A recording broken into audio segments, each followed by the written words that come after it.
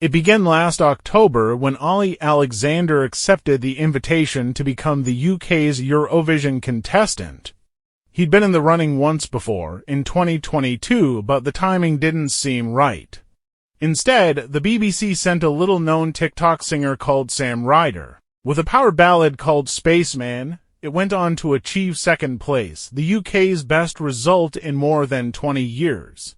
The following summer, Alexander started recording his first album as a solo artist. Maybe one of these songs, he thought, would work at Eurovision. Calls were made, deals were made, Project Cauliflower was born, and, for the next 2 months, preparations began under the strictest secrecy. We had to have meetings at Olly's manager's house so no one could overhear what was happening, creative director Theo Adams told the Eurotrip podcast. It was actually a very exciting period. I'd never done anything before that had such secrecy surrounding it. I felt like I was a spy. Alexander went public in December during the grand finale of Strictly Come Dancing. For Eurovision fans, it seemed too good to be true. A likable, chart-topping pop star known around the world, with a track record of putting on elaborate performances and a lifelong love for Eurovision. He couldn't have been a better fit.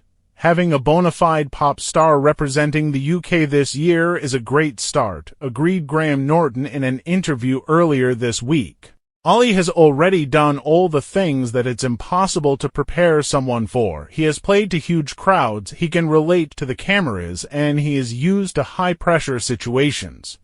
He's a great performer and a great singer, agreed Neil Tennant, who duetted with Alexander on the 2020 Pet Shop Boys song Dreamland. I think it's great he's got the courage to do it because it's so high stakes, isn't it? The stakes got him in the end. In Malmö on Saturday, Alexander's song, Dizzy, stumbled into 18th place. Out of 25, all of his 46 points came from the jury.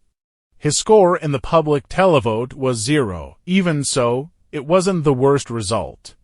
The UK has had more embarrassing defeats, and Alexander has a career to go back to, unlike previous performers, whose musical ambitions have come to a screeching halt after Eurovision. But the expectations were so high that this year's result feels particularly rough. It's now 27 years since the UK last won the contest. So, what went wrong, and how can the country improve its chances? 1. Was it the song? Look, Dizzy is a great radio track.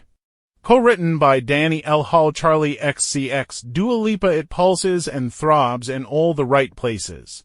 Musical nods to the Pet Shop Boys and London's church bells remind listeners of the UK's place at the epicenter of pop. And compositionally, it pulls a clever trick. The constant chordal movement of the chorus prompts a feeling of dizziness. When Alexander sings that his lover pulls me back to the beginning, the chords resolve to the opening key of C minor. That's why juries liked it. Songwriters in Sweden, another pop powerhouse, awarded Dizzy 8 points out of a possible 12. But audiences don't know or care about the nuts and bolts of songwriting. They sided with critics like The Guardian's Laura Snapes, who dismissed the song as perfectly fine, or The Telegraph's Neil McCormick, who called it pleasantly unexceptional. Dizzy wasn't a bad song. It just wasn't good enough to make people pick up the phone and vote. 2. Was it the performance? I'd like to think not. After years of sending untested, milquetoast reality show contestants to Eurovision, Alexander delivered a spectacular TV performance. With computer-controlled cameras synchronized to pin-sharp choreography, the star made it seem like he and his dancers were being flung around the interior of a spaceship plummeting through a black hole. From his commentary box, Graham Norton described the production as terrific but admitted it could suffer because it was so different to everything else in the contest tonight. The performance drew a lukewarm reception inside the arena, as the complex staging meant Alexander was out of sight for the first 2 minutes. And at home, some viewers said they were put off by the sexual nature of the dancing. Others said the physical demands affected Alexander's vocals. There were certainly a few wobbles, a bad look next to the powerhouse singers of France and Portugal and Switzerland.